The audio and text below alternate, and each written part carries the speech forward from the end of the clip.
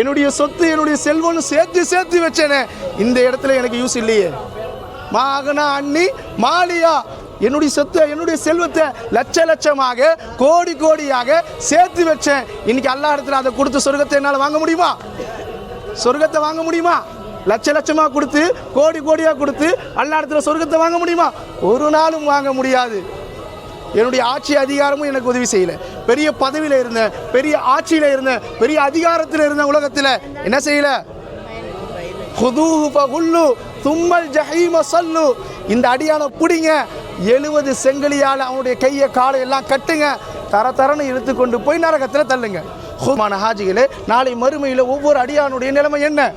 அல்லாஹ் கேட்கக்கூடிய கேள்விக்கு என்ன பதில் சொல்ல போகிறோம்? அல்லாஹ் இடத்துல எப்படி, எந்த அடிப்படையில், எந்த முகத்தை வச்சு நாம் நிற்க போகிறோம்?